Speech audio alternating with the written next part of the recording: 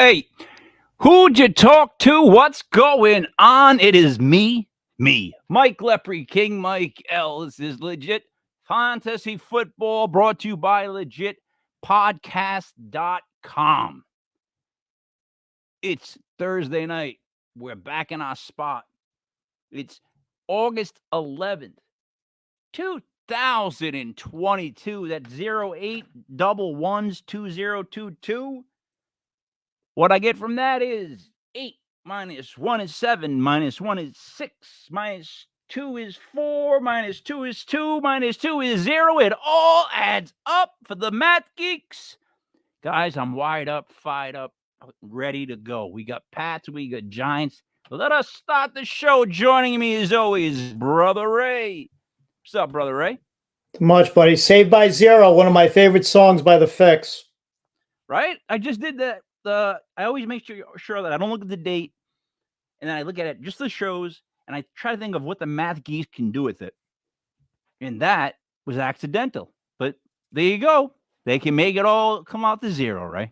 So Raymond, before we bring Matt in, I have got to start the show with my anger over watching these people, that morning show. They sit around dressed like they're wearing slacks, and there's that guy with the big stupid head, the young guy in the front, and they talked about Mac Jones and Daniel Jones, and they are so off on what they said that I can't. But joining me and you, as always, Mastradamus M1, Mr. Never Left. Matt, what's going on, buddy?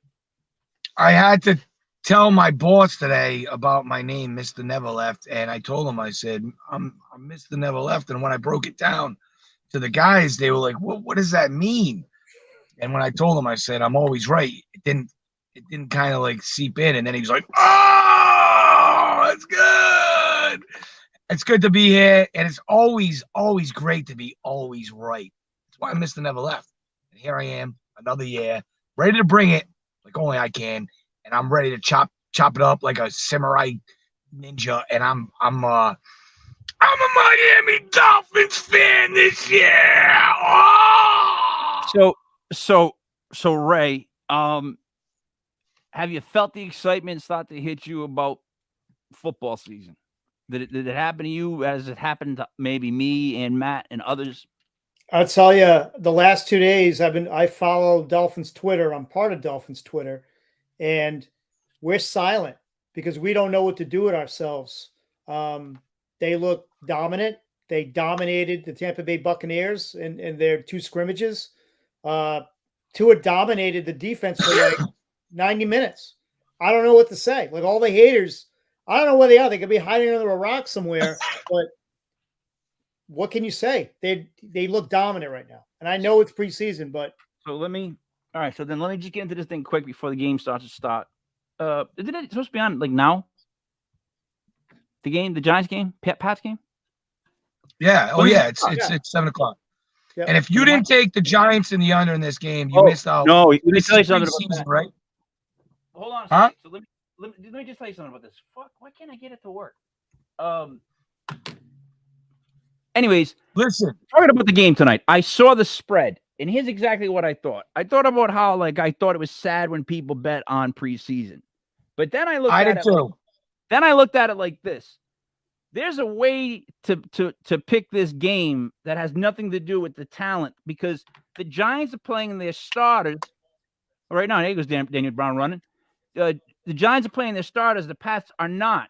So the Giants are going to start off strong and hopefully score in the beginning, and then the Pats will beat them with depth. Does that make sense to you guys? So you got to figure out, do you like the horse that's going to start off first or the one that comes from behind? Because I think the Pats will score more points in this preseason game in the latter quarters. I think the Giants have to build up enough of a lead. King, I got my ear, and as much as I am in Miami, and I am 100% not a bandwagon jumper. I love my Patriots. I don't believe in what they're doing. My ear is to their practices. I got my brother who works there every day. They cannot figure anything out, and Bill Belichick just pushed the pause button. He said, stop this. I tried to dumb it down. I have to take the reins of the hold of everything, and there's chaos right now. And they're going, "Oh, it's not a big deal. It's not a big deal. We're all right." Yes, it is a big deal. There's a reason they're not starting anybody tonight. They'll All right. get them killed. They'll get All them right. killed. They're not ready. So that's why I was so angry about what they were saying. Right now, Daniel Jones got him at the 40. There's a pass right there over the middle. Now down to the 10. All right, then now they're down to the 10, I think, or the 15. The Giants just drove the whole end of the field on the King. It's the Giants in the under. I think the Giants probably score 10, 13 points in the first quarter, and then you're gonna probably see run fast, get out of here, no injuries, see what our depth can do. But the Patriots showing that they haven't been able to put anything together, they're not gonna do anything tonight against real live competition. And you got to just hope that the Giants probably just don't put up too many points. Guys, when your offensive coordinator is Matt Patricia and your offensive line coach is Joe Judge, you have a problem. I don't do eye surgeries. Like if I just showed up and did an eye surgery one day, I could try and do it. I mean, that's what this is like. Matt Patricia, offensive coordinator. Right. Actually, the better thing would be like is if they ever asked you to install like cable, you'd be like, "Fuck, what am I like?" I won't be able to do that either. But what am I gonna climb a pole? What I got? What am I, a pole climber? Look. So they talked about who's got the more upside this year, Mac Jones or Daniel Jones, right? And I'm going, it's got to be Daniel Jones, right? Because right now, Mac Jones, they're like, oh, he's got the same people return. I'm going, Matt Patricia's the offensive coordinator. Like, that can't be possible. That's just Bill saying, I don't give a shit about, like, titles. Matt Patricia's my offensive coordinator. Because what's Matt Patricia know about the offense, right? And then Joe Judge, the guy attached to the Giants who could not get an offensive line together for their life, if their life depended on it, is the offensive line coach of the Patriots. So I say clusterfuck in New England this year. And I say the Giants, Daniel has a better shot because he's going to be in an offense that's just going to be better. What a real offensive coordinator. And you know what? All these people, they talk about him so much. Guys, they talk about football so much. I'm so glad we took a break because they talk about football so much that they're already at the point where they've given up on the kid. He hasn't even started the season. They're like, if it's not like a 2 playoff win like season, there's no way they're going to pick up his. I'm like, how are we already there? You know what I mean? This is the first preseason game. How are we already there? Right. Tell me why the hysteria like this. Is it just because they get nothing to talk about? Like, they wind each other up? This is the world we live in now. It's one big echo chamber. They're on Twitter all day, one big echo chamber. Every little nook and cranny, they're going to talk about it to death. Everyone just jumps to conclusions. You live in a chamber, and there is no break from it. That's the problem right now. They have to build a narrative every single day. They want clicks. They don't care about what's real. They just want clicks. Matt, is that what's going on? Because I'll be honest, look, they all said Mac Jones. Oh, the Mac. They were like, the Mac's going to have a better season. I'm like, well, you know, it's funny because I sat back and there you go. There's one. It's funny. 2. I sat back and I looked at what the question was, and I said to myself, why would someone frame this question? Because honestly, when I look at the tail of both teams, offensive line of the Giants looks like to be a strong point. Patriots, not so much. So we even seen last year that they really couldn't really protect Mac Jones early. They kind of corrected it. That's going to be a problem. But when I think of the two of these players, you're thinking about what you last thought. You're thinking of the Mac Jones having the best year of all the rookie quarterbacks. When you think about Daniel Jones, you don't think of that him having much success. These are paid so I look at on NFL whoever framed this question as they know what's going to happen. Mac Jones is not in for a successful year, and Daniel Jones is. So this is actually a pretty clever question because it's asking like somebody where America is located on a map, and you would think they'd be able to point it out. But honestly, It's not Mac Jones' year. And I don't think it's Bill Belichick year. I don't think it's the Patriots year. And I do think Daniel Jones will shine, and I think he'll shine better than Mac Jones. He just For all the missed. reasons I They just missed on a 3rd and goal. He took a nice hit too, Daniel. But he's good. I can't wait to see what's his face, right? The real deal. Like the kid really is. Thibodeau is gonna be really good, right? Right. He's going up against Evan Neal. Now everyone has said about Evan Neal. First of all, people have said Anthony. I'm gonna get his name wrong. I'm doing it again to myself. Our left tackle. From Georgia. Why can't I remember his name for 2 years now? Thomas. Yeah. Andrew Thomas. Andrew Thomas. Holy Christ. Andrew Thomas has looked dominant, they said, in preseason. Like he's killing everybody, right? Evan Neal, the rookie, like the other guys are saying he looks like a man-child, like he's picking up so fast. But Thibodeau has been beating him consistently with the first step. Like there's nobody that Thibodeau has not been able to get around with his first step. That motherfucker is good, right? He is like really good. Like I'm like shocked. It's the first time we had a guy in Giants camp on the defensive side where I was like, we got one. We might have an OC. Even at an OC level. Come on, OC was incredible for us. You have 2. Don't forget. You have 2. Yeah, and we get but Najee.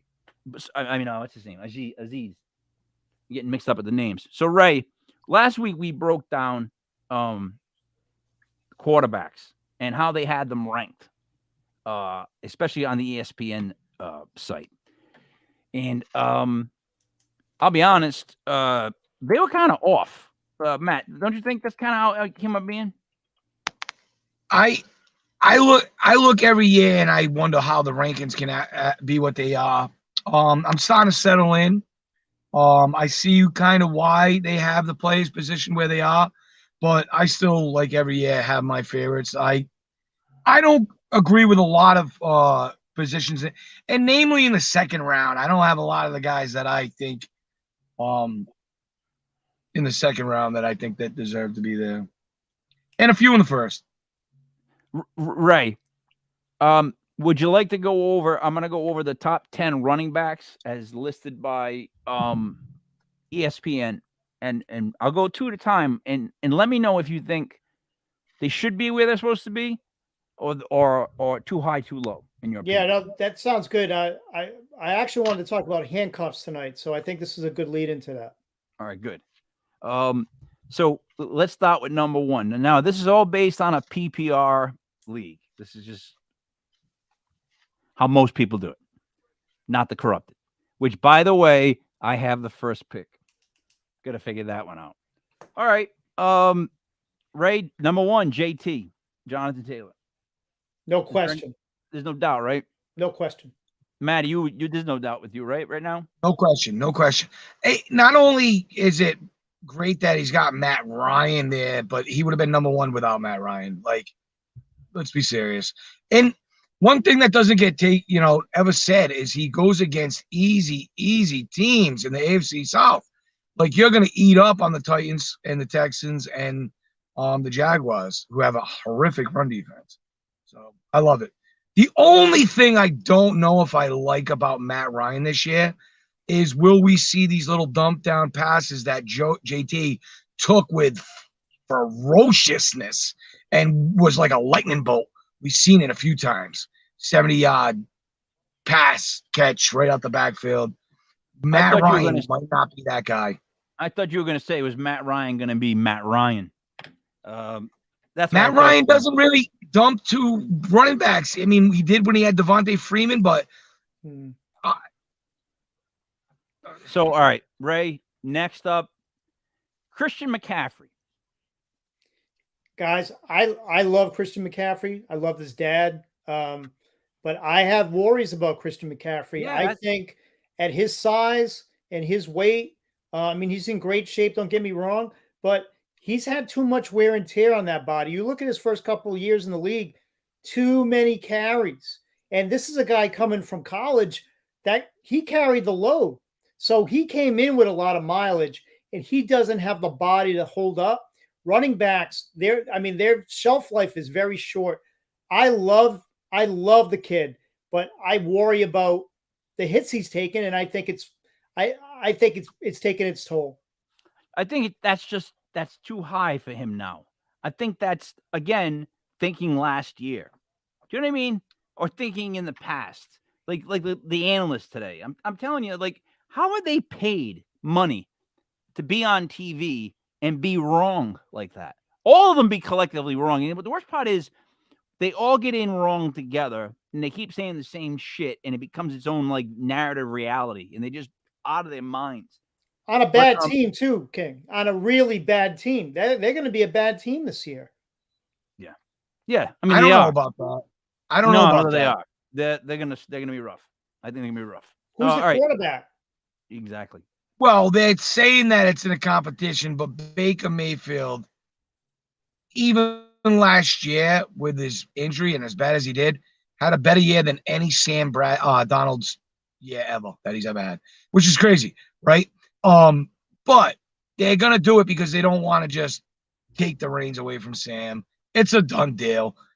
He's gonna give them a little bit of stability. I don't like Baker Mayfield, but their defense is no joke. I mean, they got 3 number 1 corners. For real. They got J.C. Horn, Gilmore, and then they got C.J. Henderson. So, and they got a formidable defense anyway. But now you got I don't know if Chubb is serviceable behind Christian, but they drafted somebody else, but to go up between the tackles. I don't think we're going to see Christian in between the tackles, which I agree. I don't think he's drops his value. I'd probably put Austin Eckler here. Either way, it drops his value. So then third, they have Austin Eckler. Brother, right? Austin Eckler. Last year he proved it. Every year they draft somebody that's going to take over for this guy. This year it's Spiller. They keep drafting people to take over the number 1 position from this kid, and he doesn't get the memo. He's not overly big. He's not overly fast. He just does everything well. He reads blocks better probably than any running back in the league, and he's got to be the best receiver at the running back position in the league. So, yeah, I think he should be a spot higher. I agree with Matt. All right. I'm in agreement. Let's go with the next one, Derrick Henry. Matt, do you think he belongs at 4? I don't like Derrick Henry, and they're shutting him down because they know that they got to make sure he's okay, and he's all they got, and sometimes in fantasy that's what you want, but not when it's at the running back position and you got Burks out there who needs to stake his claim for his name. And as a rookie, he's going to struggle because he's not even going to know what he's looking at. I think, right, it's almost like the same thing I was saying about Baltimore. I think that this offense is not suited for Ryan Tannehill, so he's going to have his demise. You'll probably have him try to get people in the seats halfway through the season. They switch it over to Malik and try to run some kind of like Lamar Jackson offense with Malik because this offense doesn't have a prolific NFL style, so it's more suited to X's and O's and running and making the running quarterback kind of compete with the defense. We'll see. I don't know how Malik's going to do with his progression, but I look at this as not good for Derrick Henry. Like, how could it be? When you had people on the outside, yeah, cool, but he's more of like, we know, Slabanaka getting hit, laying hits, and we saw the injury last year for the first time. Is the King's crown knocked off? I'm not touching it. I don't like to touch something that I don't know is certain. No, not with the 4th pick overall. Wouldn't do it. All right. I'm getting like a million different, I get a lot of questions. They come in all different, we're on 2 different channels, so I'm getting questions on different forms of media. Ray, let's go to the next one. The next 2 go Najee Harris and then hold on. I want to hear what Ray has to say quickly about. All right. Henry. I'm sorry. All right, go ahead, Ray. I apologize. Until we see him break down for a full year, I agree. I got to leave him at this spot. He still does his best running at the end of games. I don't know how it happens, but he is at his best after he's taking 40 shots. I put him at number 2 in my rankings. He's 2. He's number 2. Until you dethrone that guy, he's number 2. And I will end really quickly with this. I can't go against what I said earlier. He's in the AFC South. Easy feeding. The defense is in there for running. Rush defense is not too good, so he has to be high. All right. Can't go wrong. Let me go with the next two for Ray. I want to get them together. Najee Harris and then Dalvin Cook. It's 5'6", Ray. Another Alabama running back. Weird, huh? How that happens. Najee Harris has it all. He has everything. He can catch the ball. He's got the size. He can pass block. You name it. He can do everything at the position. He belongs. He definitely belongs there. And in a couple of years, he's probably going to be number one. Yeah. All right, but does Dalvin Cook still belong at 6? Yes. Absolutely. He absolutely belongs there. I mean, there's no doubt. Dalvin Cook has proven over and over again how good of a running back he is. Yeah, he's been nicked up a little bit, but I mean, I don't see anything changing on that team. They still have a good offensive line. They got a better offensive coordinator this year. I mean, a better coach this year in O'Connell. I think you're going to see him open up a little bit more. It's Cousins' former coach. So I think the arrow's pointing up for that offense. Real quick, I got JT 1. I got Eckler 2, and I got McCaffrey 2A. I got Cook 4, and then I got Harris 5, and then I got Henry 6. That's what I would have. All right. I got next. See, I like I think Dalvin Cook. Again, they're gonna do this to me. I think Dalvin Cook dropped, in my opinion, maybe a notch or two from the being banged up, but not much. King, real quick, what's the score on the Giants, Pats? It's only 3-0. That's awesome. Ball. Yeah. All right. Joe Mixon, Ray, at number 7. I have an issue with just that. I don't know. I'm not. I've never been 100% sold on Mixon, and I think 7's a little overvalued. What do you think? Hold on. Let me stop this off, and I'll be quick. Yeah, you had an unbelievable year last year. Yeah, I agree. The only reason why it might be high for him is, can he do it again? Yes, agreed. That's the question. The whole offense is going to do it again. Like, you know what I'm trying to say? But the offense is just getting started.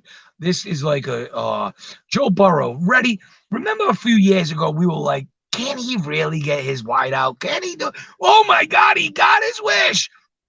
Now we know why. He said, watch what I'll do. And now we're seeing it, and it's just getting started. I love any running back that's in an offense that's going to score a lot of points. And we saw that's going to happen. How could you not? How could you not? Right? But all right, Ray, did you want to go on about Mixon? Consistency. He's burned too many fantasy owners. That's why everybody's scared of him. But talent-wise, again, another running back between the tackles, can run outside, can catch the ball, can do it all. So he has the talent. When he's good, he's unbelievable. He's great, but he's not consistent. I'd love to see him be consistent and come back and do what he did last year. But Brother Ray, he was consistent last year, was he not? Last year, that was the year first. Before that, he was awful. Was any running back seen? Did he ever see 8 in a box? Absolutely not. You can't with that trio of receivers. I doubt he'll ever see 8 in a box. Probably the easiest run lanes for anybody in the league. He could be. They got probably the best trio, so that has to spell dividends for the running back. Can he stay healthy too? He did well last year. Yeah, that's why I have he makes me nervous. That's what I'll say about Mixon. That's the problem, I guess. All right, but then the next one, I guess a lot of people have him higher than I do. It's DeAndre Swift at 8, ahead of Alvin Kamara at 9, right? So that's where I'm having an issue. Yeah, they're looking at Peyton leaving New Orleans, and everybody is automatically panicking because when he leaves, they're figuring the Saints are just not going to be a good team. Swift is an absolute phenom, though. Swift, again, another unbelievable receiver out of the backfield. Tough between the tackles on a really bad team. Again, he's someone where the arrow's pointing up, and you got to start talking about those Georgia running backs too. I mean, yeah, Matt. I don't know if you guys have noticed, but Pat's almost returned that kickoff for a touchdown. Got to the 45. The Giants punter is Robert Plant from Led Zeppelin. But it's Robert Plant from back in the 70s. I don't know how that happened. How the hell did they sign Robert Plant as a punter? You got to see this. Awesome. Does the helmet fit? Like the hair, like it's all coming out, all blonde hair everywhere, all long, like he's dude. He must be like, snap it, dude, and then they snap it, snap it on, dude. Like that's my hippie guy. All right, Ray. The next one issue with right away, but I guess maybe other people don't. Leonard Fournette. The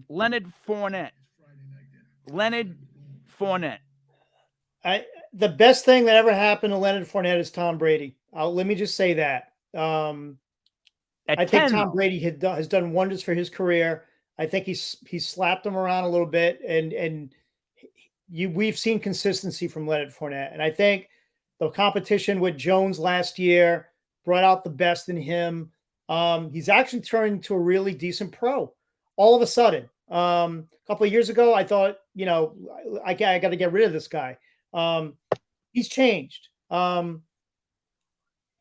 mean, I got to be. I don't know if he's this high, but I mean, you got to be happy on a team like that that's going to score a lot of points with Brady and the wideouts. But he has really turned it around in my eyes. I have a hard time with Fournette being at 10. I get, it is. Maybe it's just the eye test. It's just that I'm looking at his name, and it makes me feel old. So it's like, how's he at 10? Remember that I said it on August 11th.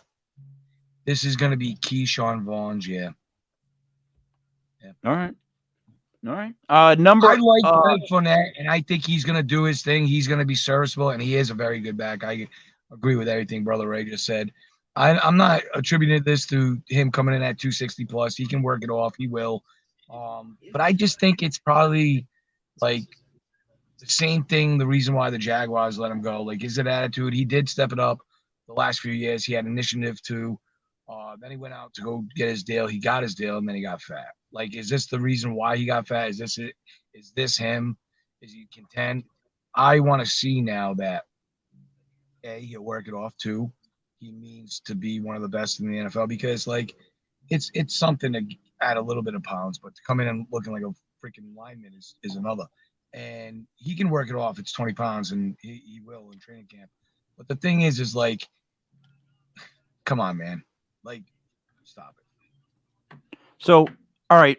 Every time I move down, this thing starts, so I got to do it quick. The next two go Javonte Williams in Denver and Aaron Jones in Green Bay. I have a hard time with that because Javonte hasn't shown us yet that he's going to be a guy that's the 12th best running back in the league.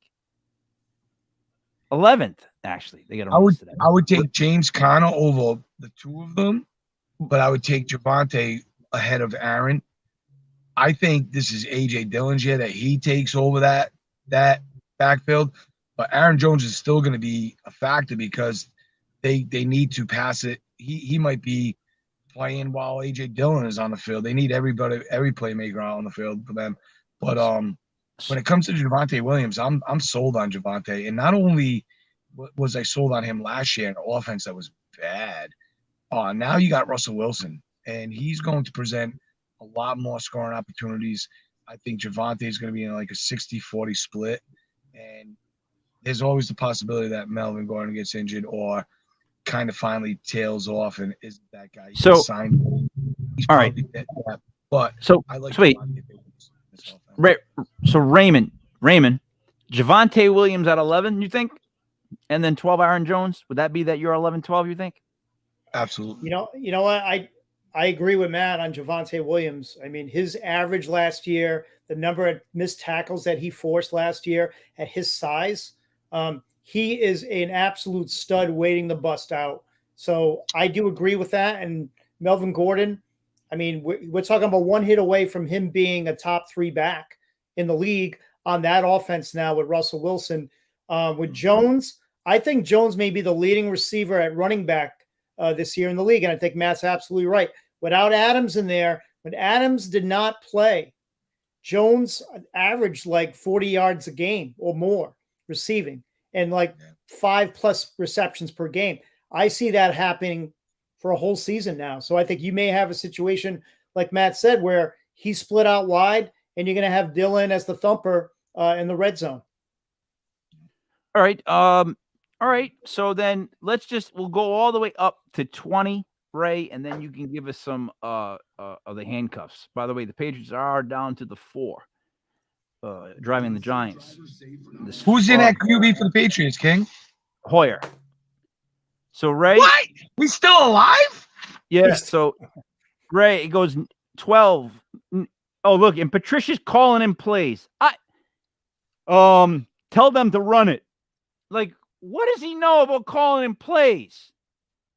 I mean, It's been a good series. I'll give them that. But Jesus, Christopher. All right.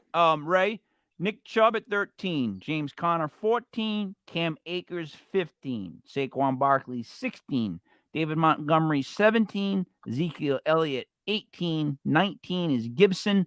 Finally, they end up with Josh Jacobs, and then they throw in Breece Hall, NTN, and Dobbins.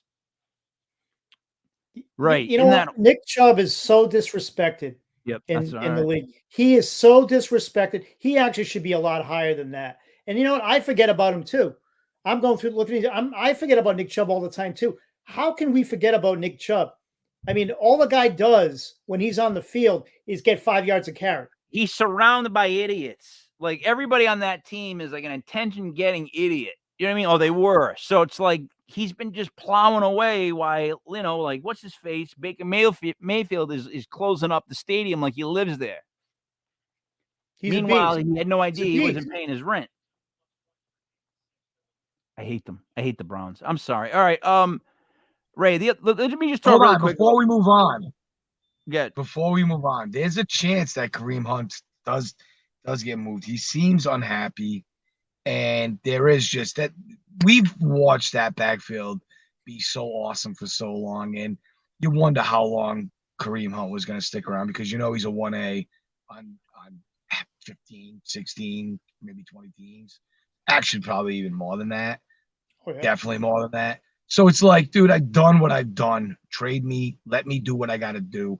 And then you're talking about Chubb skyrocketing. And then you're talking about a PPR machine monster, Hunt, who could just be a steal of the show. Imagine you have some drafts and then all of a sudden the trade happens. You go pick up Kareem Hunt, or you trade from, or you drafted him late. That's something you got to keep an eye on. What?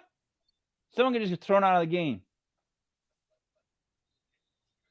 Someone get disqualified. If you all of a sudden draft. Oh, did you guys see that cornerback from the Giants? After he blocks the pass, threw the guy to the ground, and they're gonna disqualify him for that. Listen, that wasn't even that big a deal. Grab, if remember back in the day, if the ball went by a receiver, you could still like blast them. Guys, he just broke up a pass, and as he's breaking up at the pass, with the other hand, he pushed the guy to the ground, and they not only gave him a penalty, they just disqualified him from the game. I'll show you plays that I lived by. Ray, what is that, Ray? Dick Butkus would have never played it down in the NFL if he played now. Ray, how fast of a trigger is something like that? To just that's ridiculous. I mean, Butkus used to bite people's ankles in the bottom of piles, and then he'd go back in the huddle. What I'm saying is, there's no personal fouls. If there's a personal foul, it's going to be a. Unless he said something too. Maybe we didn't hear what he said. Maybe he said something. Touchdown Patriots. That hurt his feelings. I can't stand it. You know what? I hate when I have to notice the referees. I do. God damn it, I hate it. Like, because you know what? There's nothing worse than when your team loses and you feel like the referees played a part in it. Like when you really in your gut feel like the friggin' ref screwed us over. Like, because there's been games where your teams have gotten screwed over, right? It happens the opposite way, and you don't say anything because that's how football goes. But you know that feeling of like, God damn it, like I think the ref screwed us over. Right? You got to know that as a Pats fan. Maybe not you, Matt, with the Patriots. Unless, of course, it's like the federal government. Listen, you know me. I love the Patriots, but I'm going to tell you right now. The Tuck rule. Oh, God. When that happened, I looked at my brother John Buntimus Prime, and I go, they're going to reverse this. I said, they're going to reverse this. It's the only reason why they're looking at it. I said, they're going to reverse this. And when I looked at them, and then they're like, oh, they complete pass. I'm like, ah!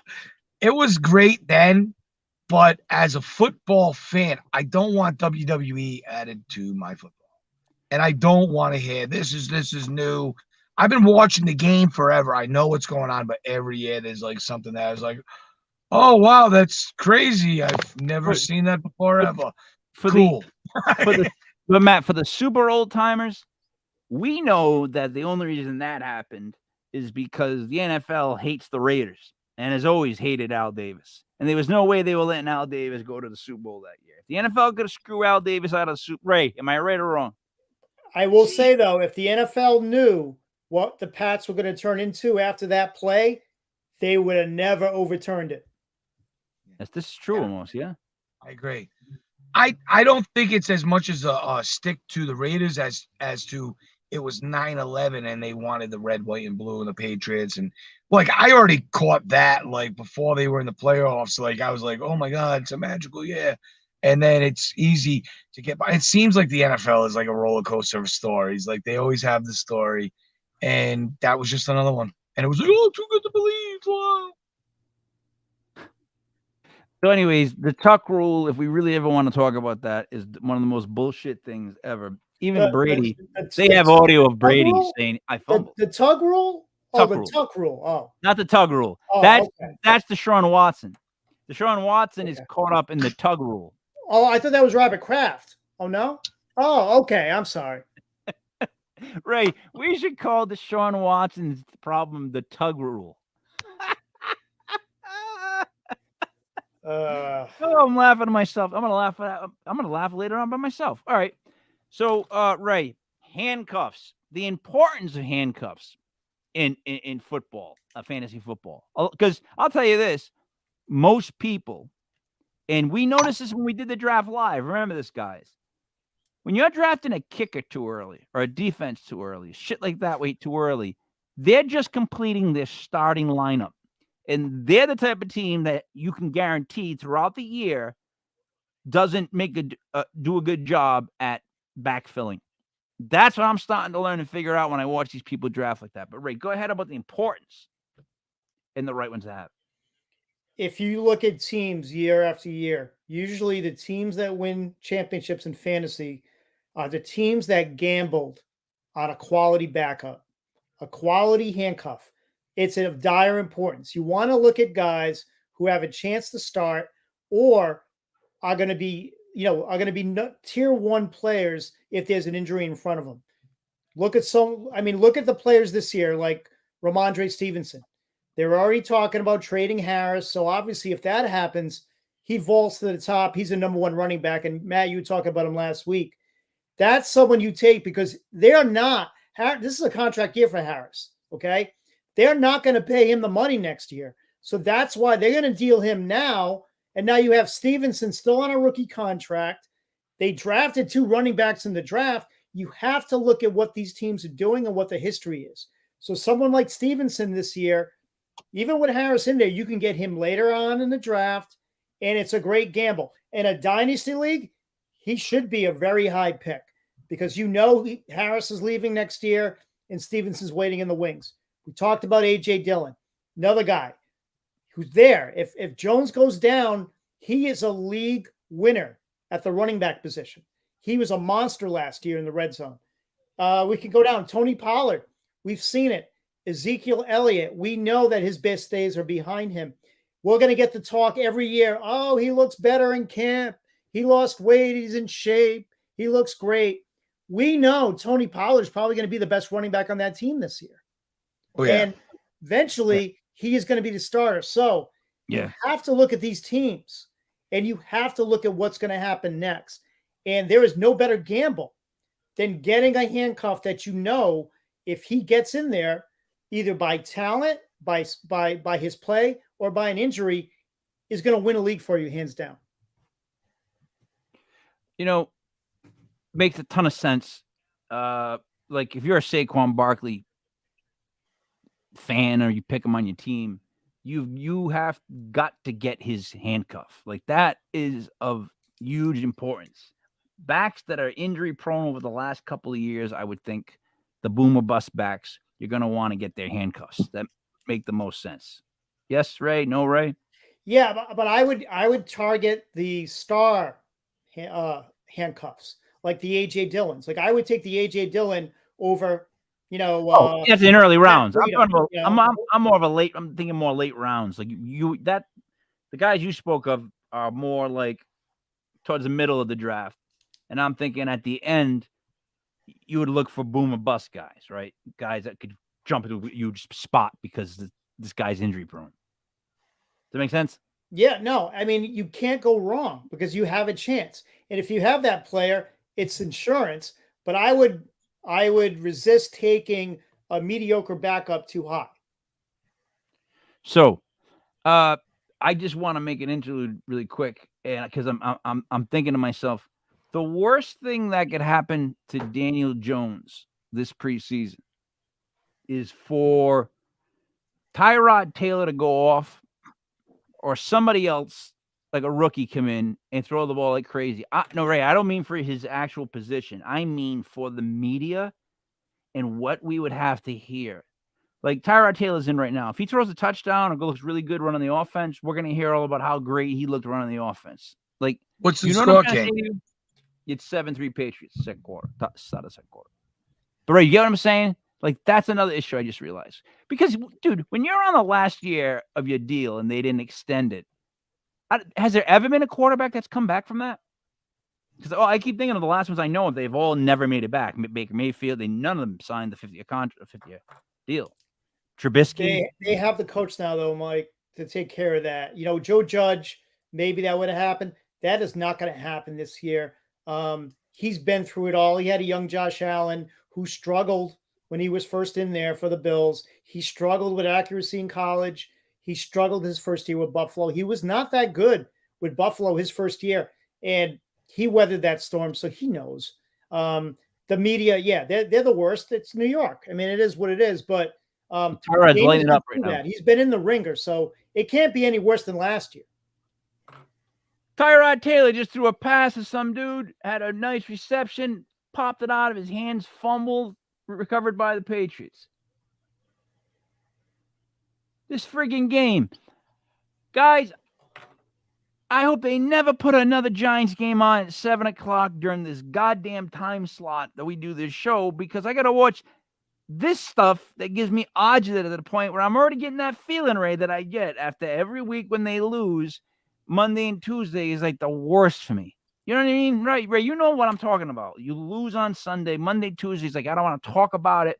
You finally start to watch ESPN on Wednesday. By Thursday, you're back in it. That's where I'm at with it. That's how bad they hurt my feelings, the Giants. I could win $150 on like a $40 parlay, and I'd rather lose the money to see King cry. It kills me, man. All right. You know what, Ray? Which brings me to my next topic. The reason Matt wants to see me cry is because we are entering our second year of the legit fantasy football league. Now, Brother Ray, we had 12 people last year. We're down to 10. We had 2 people leave. I knew that was going to happen because, like I said, I raised the level of competition to a point where, we're here now. Like, are you saying they're scared? Are you saying those yes. are scared and that's why they left? Yes. Some people don't like getting their ass kicked. I just didn't think Big Stu was that. I thought Big Stu was a fighter. I thought he was a fighter. I think I think that they either want to beat the champ or they just can't bear to hear him. So they take the easy way out. And that's why I'm putting the pressure on this year. I'm going to make sure every week I let people know. The name of my team is just, if you've read it, it just says the champ. That's it. That's all. The guy's name, the champ. Team name, the champ. What are we talking about? I can't wait this year. We got to add 2 players to the league. The draft is, I think it's like 2 weeks. Ray, we went over. It was like the end of August. I'm looking forward to that league. It was very competitive. And what's funny is we all made it towards What's the end. funny? That's one. What's funny is, but it is kind of funny. We all made it towards the end. Everybody that's involved with the fantasy football show slowly made our way to the playoffs and weasel our way through. We didn't finish at the top of the standings, but we all sort of made our way. Because I think I beat Matt and Kev in the playoffs, right? And then Matt beat you, right? So we were all playing each other in the playoffs, basically, right? I can't wait to do that again. Can't wait to do it again. You know what? I said to Coach CJ, you're going to do the league again. And he said, oh, man, I was so right, though. I love Brother Ray so much, and I was so right with that assumption. Wait, hold on. God, Brother Ray, he's such the better brother. Listen, so I said, no. He goes, oh, all right. He goes, because I didn't do it last year. He said he didn't do the league last year. Is what I'm trying to tell you guys. Through all Matt's insanity. I'm like, what do you mean do the league? Like Kev made you do the whole draft, no running back thing. Remember? And he made a big deal about it. Oh yeah, it's on tape. Wait, you recorded it? It's live. That's why the show, that Thursday night show, is the fucking. Some people hoo. Anyways, Brother Ray. Go ahead, man. Hold on. It can't be understated how much I'm gonna miss Big Stu. It sucks. I wish Big Stu was part of this, and you got to tell him I said that. Tell him I'm let down. I'm gonna miss him. Well, he doesn't want to handle. He doesn't like to root against his own players, as if like listen. I've done 50 fantasy football teams in a year because I fucking thought I was that good. Okay, I don't care. It doesn't matter how many people you have on every other team. It matters the concoction of the fucking team you made. That's all. Ray, you are in a million leagues, are you not? Yeah, I'm in 8. I could care. I've drafted Dolphins. I've avoided Dolphins. It is what it is. It's completely different than my favorite team. I'm able to separate that. Some people are not.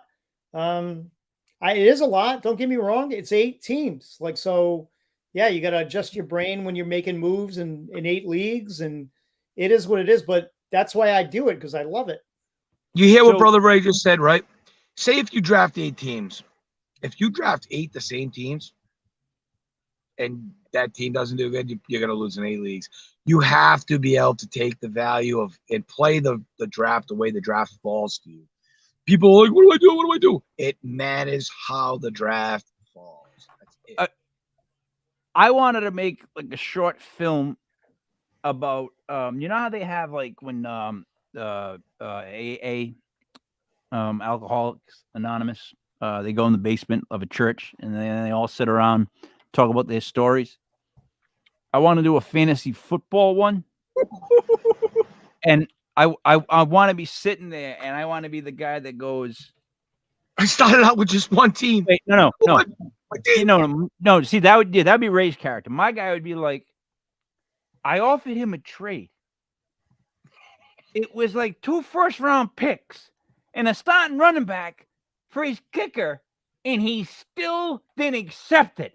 Like, that would be me. I'd be the guy going, pull my hair out of my head, going, I can't figure these people out anymore, because my biggest ass ache with fantasy football as of late is all these younger generation owners got no balls. They don't pull the trigger on anything. They're so worried about losing the trade that they don't make the trade. You know what's funny, King? That's true. You know what's funny? I love the fact that fantasy football is coming back. You just reminded me of all the fucking. You have a trade, and all of a sudden you're like, "Oh, I can't wait to see what it is." And you're like, Yeah, right. "Why would you send me that? Yeah. What is that?" Hmm. All the stupid trades that people are gonna send you are gonna be like, if I could just get through the screen and just. You know what I've been doing? I've been sending back messages that say stuff like, "I could see why you want that," or like, "I could see how that makes sense for you." Like, in other words, like they do, Ray. Ray. Not only do they, first of all, they get offended if you offer them anything. Sometimes, right? The younger generation, even if it's a real good trade, they don't care, right? They always say they'll think on it, and then they always say they'll pass. I'm not joking. I gotta go by. If I go by when I was in fantasy football leagues decades ago, there were more trades and more stuff going on then. It was like Wall Street. Where it is today, nothing. I'll be honest, You can go King. weeks without one trade. We can go a half a Listen, season. No one makes a move. I Right or don't wrong. mind. I don't mind trades, and I am all for them, as long as they might make both teams better. And that very seldomly happens, which is fine. But I am more like if I and I am the commissioner in many leagues, but I allow everything. I'm not opposed.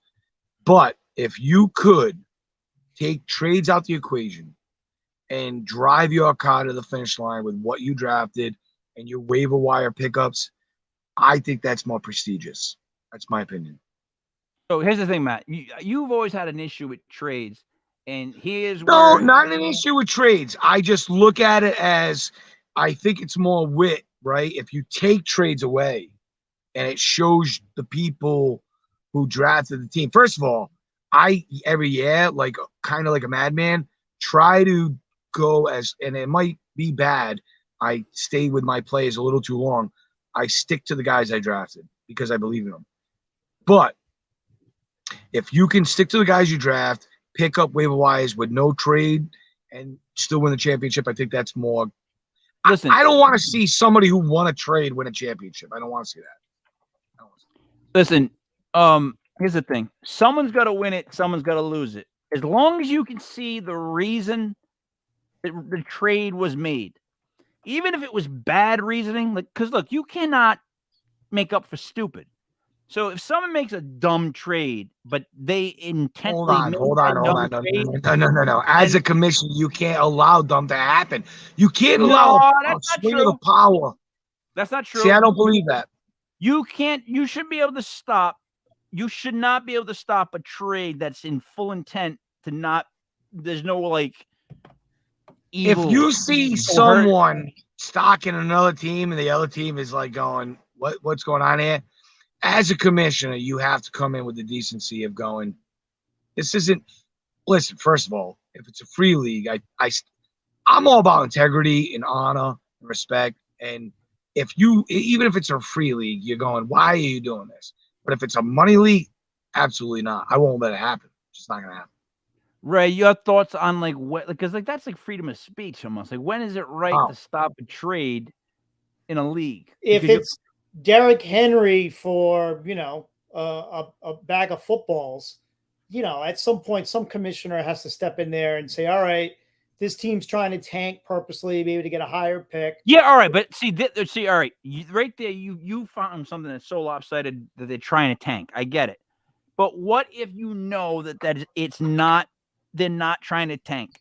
Then you got to let it go. I mean, my thing is, I don't make trades You've to seen make some trades. dumb ones. I make trades to better my team or better my chances. You got to control it. Like some people, I'm not going to mention any names. Some people trade when they shouldn't trade, or they get rid of players they should give a chance to. Everyone has their own philosophy. Matt's philosophy is I'm gonna dance with the girl I brought to the dance. That's admirable. If I'm going through the year and I have Trey Sermon, I'm dropping Trey Sermon because he's not seeing the field. And you know what? I'm gonna move on, and that's it. I'm gonna look somewhere else, accept my mistake, and move on. Well, what I did in both fantasy football for the corrupted and fantasy basketball is that I went with young talent and I stocked up on picks because I figured I just need to chug along. I got guys that I think are going to be quality keepers. I got to figure out what I'm going to do with the first couple of picks. You know what I mean? Was Because, there a score right, in the game, King? I'll always make a trade. You know that. Yeah, the Giants just did a reverse. Here we go. And first down. It's 7-3. Patriots still with 11 minutes left in the second quarter. They had like an injury that stopped the game forever. And God, these freaking commercials. I forgot again about the one thing about Hey, football. can you believe, me. guys, we're talking about football? It's I know. back on. I know. It's unbelievable. James White retired. Did you guys know that? Do you know James White retired? Did he? James White retired. You know what? Listen, it's funny that you said that, brother Ray. That's 3. I wanted to touch on this because King was talking about trading Damian Harris earlier. There's a reason about that, right? Pierre Strong, they love him. They've been talking about him. I thought they needed something to talk highly about out of the training camp. So I already said weeks ago that Damian Harris wasn't going to be part of the plan. Ramondre was the every down back. Pierre Strong is now the new James White. And it's going to be sad to no longer see James White. Besides Curtis Martin, my favorite Patriots running back. Had the record. Won a Super Bowl So for small. them. Yeah. Wisconsin boy, behind Melvin Gordon and Monte Ball. And you know what? He outlasted Monte Ball, who was a starter, and he's probably the best pass catching back the Patriots have had. Better than Kevin Falk. The catches that he had, if you want to go back and look at the Atlanta Falcons, he made some catches on the sideline that were like reverse body. You shouldn't be catching, torquing your body in a fashion that shouldn't be happening. He scored a record amount of points for a Super Bowl, 3 touchdowns, 2 2-point conversions. I'm not sure if that's been beaten yet for a player. Kid's serious, man. It's an honor to watch him play ball, and he was a leader. Didn't talk much, played with his feet and his hands, and he was unbelievable. Love James White. 2-8, baby. Guys, we're going to run around the horn and wrap it up. Matt, what are you going to say to wrap it up? I just said a whole lot. It's all about 2-8, James White. Go Giants. Under. Take it to the bank. Let's go, baby. Brother Ray? Work on your board, folks. I'm working on my board. I can tell you that. I can tell you where my board is right now. Where's your board? And you know what? Again, I'm going to talk about it next week some more. I think knowing your competition helps.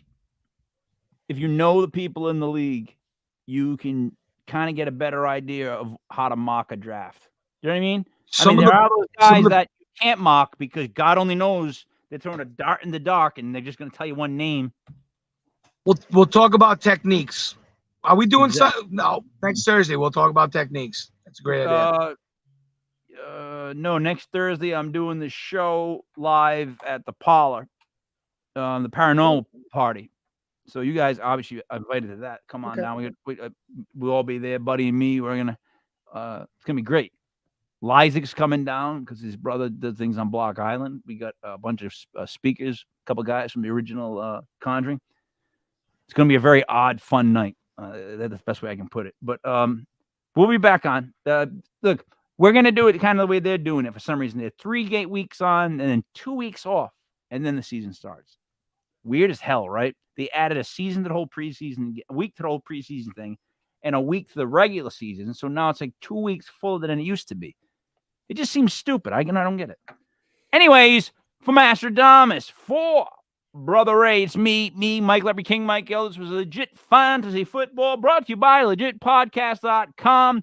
We will see you again soon. Probably not Sunday, maybe not Thursday, but you will see us soon. We are done. Come on, G-Men. Miami Dolphins swarm.